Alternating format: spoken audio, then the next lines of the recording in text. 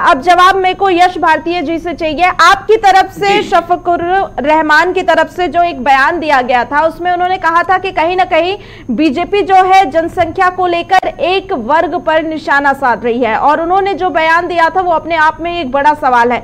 आप क्या कहेंगे, क्यों सपा की तरफ से समर्थन नहीं किया जाता है जब जनसंख्या कानून लाने की बात होती है? तो क्या भारतीय जनता पार्टी की राज्य सरकार या केंद्र सरकार ने ऑल पार्टी मीटिंग बुलाई थी इस विषय को लेकर के जो समर्थन दिया जाएगा या बात की जाएगी? कोई ड्राफ्ट तैयार करके भेजा गया है कि इस पे अपनी राय दीजिए या अपना मशवरा दीजिए, सरकार की ये तैयारी है? ये तो तानाशाही करते हैं, नोटबंदी जैसे कानून ला देते हैं, थोप देते हैं, आपको समझना है, और रोज उसमें अमेंडमेंट्स करेंगे। जीएसटी ले आएंगे, 300 दिन में 300 अमेंडमेंट्स कर देंगे।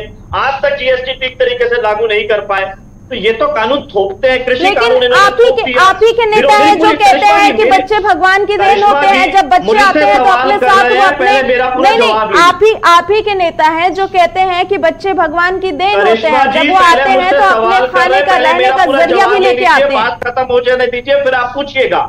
बात पूरी नहीं आएगी तो बात अधूरी रह जाएगी। मेरी बात पूरी हो जाने दीजिए। नहीं, मुद्दे को दूसरी तरफ नहीं ले जाएंगे ना, जो सवाल है उस पर जवाब दीजिए, जो सवाल है उस पर जवाब दीजिए। सरकार से सवाल करेंगे, सरकार की नीयत क्या है, इसीलिए ये सब बातें आ रही है। विरोध नहीं कर रहे, सवाल सरकार की नीयत पे है, सरकार की कार्यप्रणाली पे। तो मेरी बात पूरी हो जाने दीजिए। सरकार कृषि कानून लाती है, उसका विरोध होता है, कृषि कानून वापस लाती है, कमेटी बनाती है, उस कमेटी की कितनी बैठकें हो गई, ये सरकार की नीयत बताती है। जनता को असल में वर्गलाने का काम कौन कर रहा है? ये भारतीय जनता पार्टी के लोग कर रहे हैं। ये कह रहे थे अभी कि हम धर्म विशेष को भड़काते हैं। भारतीय जनता पार्टी के विधायक सुरेंद्र सिंह कहते हैं हिंदुत्व खतरे में, कम से कम 5 बच्चों को भर्ती करना, पैदा करना चाहिए बच्चों को, तब हिंदुत्व सुरक्षित रहेगा। क्या कार्रवाई करी भारतीय जनता पार्टी ने उसने अपने विधायक के ऊपर? इनके साधु संत जो इनके सहयोगी के रूप में काम करते हैं भारतीय जनता पार्टी के अंदर, वो कहते हैं कि ज्यादा बच्चे पैदा कीजिए तब हिंदुत्व बचेगा। क्या कार्रवाई करी? ऐसे लोगों को गिरफ्तार करने का काम किया गया क्या भारतीय जनता पार्टी की सरकार की तरफ से? सवाल हमसे करेंगे क्योंकि हम विपक्ष में हैं, लेकिन जो भारतीय जनता पार्टी में रह करके जो उलझुल बयान देते हैं, जो सांप्रदायिक दंगे भड़काने का काम करते हैं, उन पर कार्रवाई भारतीय जनता पार्टी के लोग क्या करते हैं? आप बताइए, उत्तर प्रदेश के अंदर जो वर्तमान में भारतीय जनता पार्टी के विधायक हैं, उसमें 50% से अधिक के पास 3 से अधिक बच्चे हैं। क्या सुझाव है उनके लिए भारतीय जनता पार्टी का? क्या अपने क्या लगता है? नहीं, यश भारतीय जी, तो इसकी वजह से क्या लगता है कि कानून की जरूरत नहीं है? इसके पास इतने बच्चे हैं, इनके पास इतने बच्चे हैं, तो इसकी वजह से आने वाले फ्यूचर में इस कानून की जरूरत नहीं है। हर अच्छे काम के लिए विपक्ष सहयोग करने के लिए तैयार है, हम सहयोग करते हैं। जब आरक्षण की बात आई कि उस पर सवर्णों को आरक्षण, सामान्य वर्ग को आरक्षण देने की बात आई, आर्थिक रूप से कमजोर पे हमने सहयोग किया। सबसे बड़ा सवाल तो यही है कि सहयोग कहां पर है? बता दें यश भारती जी, सवाल तो यही है कि जब सीएम योगी आदित्यनाथ ने कानून की बात की तो आप ही के नेता ने इस पे बड़ा बयान दिया। वो कहते हैं कि अगर इस तरीके से कानून आते हैं तो असंतुलन होगा। करिश्मा जी पूरी बात कीजिए। कोई ड्राफ्ट तैयार करके दिया क्या? ये तो केवल शगुफ्ता छोड़ रहे हैं ना। कोई ड्राफ्ट तैयार है भारतीय जनता पार्टी के पास? किसी पार्टी कार्यालय में किसी पार्टी के जिम्मेदार व्यक्ति का ड्राफ्ट भेजा गया है? तब आप बाइट लीजिए ना, तब हम उसमें बताएंगे क्या कमी है। मैं बता तो रहा हूं, अगर इनकी नीयत सही है तो सबसे पहले उस सुरेंद्र सिंह भारतीय जनता पार्टी के विधायक पे कार्रवाई करें, उनको जेल भेजे जो इस तरीके अनर्गल बयान देते हैं। उन साधु संतों को जो भारतीय जनता पार्टी के सहयोगी है उनको जेल भेजें जो इस तरीके के बयान देते हैं। तब तो इनकी नीयत समझ में आएगी ना। ये खुद ही धार्मिक रूप से उसको डिस्बैलेंस करना चाहते हैं। मैं मेनन साहब से इसका जवाब लूंगी, लेकिन उससे पहले श्रीकांत जी हमारे साथ जुड़े हुए हैं, उनके पास जाऊंगी। श्रीकांत जी, आपने सुना सभी की तरफ से जनसंख्या को लेकर जो अगर ऐसा कोई बिल आ रहा है तो विपक्ष को राजनीति चश्मे से हर एक चीज को नहीं देखना चाहिए। खास बात यह है कि जनसंख्या को लेकर विपक्ष सड़क पर नहीं आया है। अगर आप देखिए वो केवल संसद में इस चीज का विरोध करना चाहता है। तो संसद में विरोध करने का बेसिक मतलब है कि लोगों के बीच ये बात जाए कि वाकई विपक्ष जो है इस मुद्दे पर विरोध कर रहा है। और किन लोगों के बीच बात ये जाए?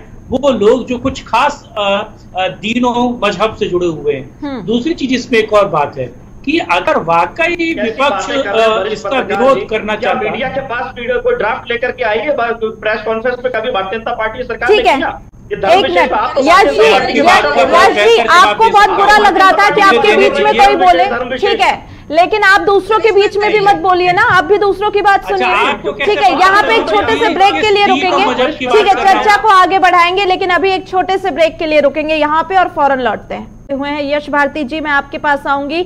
जो सवाल उठाया श्रीकांत जी ने कि क्या विपक्ष ने कभी सड़कों पर आकर जनसंख्या को लेकर अपना मुद्दा उठाया? मेरी बात पूरी नहीं हुई थी, मुझे लगता है कि मुझे जवाब देने का समय दिया जाए। आपके पास आऊंगी, लेकिन एक छोटा सा जवाब यश भारती जी से लेना चाहूंगी। वो बीच में बोल रहे थे और उनकी बात एक बार सुनना जरूरी है कि वो क्या कहेंगे। देखिए, मेरा ये कहना है कि पत्रकारिता हमारे साथी कर रहे हैं, उनको सभी चीजों की बातें करनी चाहिए। किसी भी राजनीतिक दल की भाषा किसी भी पत्रकार साथी को नहीं बोलनी चाहिए, इससे हमारी पत्रकारिता ही ये आप डिसाइड करेंगे। नहीं, आपकी भाषा डिसाइड करेगी, ये आपकी कार्यप्रणाली डिसाइड करेगी। आपकी भाषा ने डिसाइड किया कि आप पार्टी के प्रवक्ता के रूप में बात कर रहे हैं, इसलिए मैंने आपको यश भारती जी आपसे जो सवाल किया उस पर आपने जवाब नहीं दिया और आपने कुछ और ही जवाब दिया। मैं वापस आऊंगी। श्रीकांत जी, आप अपनी बात पूरी कीजिए। पत्रकार महोदय ने बोला तो मैंने उन्हें टोक दिया। नहीं भाई साहब, मैं आपके बीच में नहीं बोला ना, मेरी बात तो आपने सुनी नहीं, बीच में आपने बोलना स्टार्ट कर दिया। ठीक है श्रीकांत जी, अपनी बात पूरी कीजिए।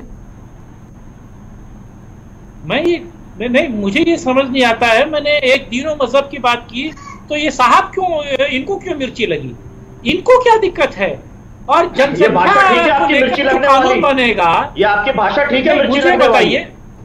ये पत्रकारिता वाली भाषा है आपकी। और क्या बोलूं मैं, आज संसदीय भाषा है। यश जी बीच में मत बोलिए। यश जी, मैं आपके पास आई थी, आपको समय दूंगी, एक बार ही सुन लीजिए। चर्चा को ऐसे आगे बढ़ा नहीं सकते हैं, किसी की आवाज, किसी की बात क्लियर नहीं होगी। क्या बोलूं ना बोलूं, प्लीज बीच में मत बोलिए, मैं आपके बीच में नहीं बोला हूं, प्लीज। ठीक है, अगर ये ऐसा कानून आएगा क्यों टोकूंगा?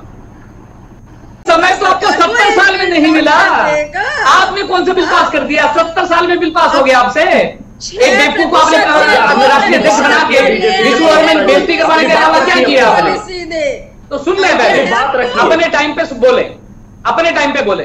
70 साल में आपने कुछ नहीं किया ना, 8 साल पे सवाल उठा रहे हैं। अरे अपनी बात रखिए। 70 साल में आप एक बात बताइए, 8 साल में सुना दिए, क्या ड्राफ्ट है? भी रोल दूंगा। बीच में बोलने से नहीं होता है। और सबका साथी, आप जरा ये आप ध्यान दें, आप सपा के साथी हमसे बोल रहे हैं, आपके तो राष्ट्रीय अध्यक्ष क्या है, क्या बोलते थे, बलात्कारी हो जाती है। अरे बकवास मत कीजिए, अपनी प्रोग्रामिंग बताइए, अपनी प्लानिंग बताइए, बकवास मत कीजिए। पहले बात मत कीजिए, जो सरकार आपकी बकवास कार्य कर रही है उस तरीके से आप बकवास मत परोसिए। आप सभी बोलते रहेंगे, किसी की बात क्लियर नहीं होगी। मैं सभी से रिक्वेस्ट कर रही हूँ, एक एक करके अपनी बात रखिए। लड़कों से भूल हो जाती है। मनमोहन सिंह जी ने क्या ये नहीं बोला कि भाई देश के जो भी संसाधन है उनमें माइनॉरिटीज का पहले है? ऐसी उल सुलूल बातें, अपलिशमेंट की बातें आप बोलते हैं, उसके बाद आप सवाल उठा रहे हैं। बताइए,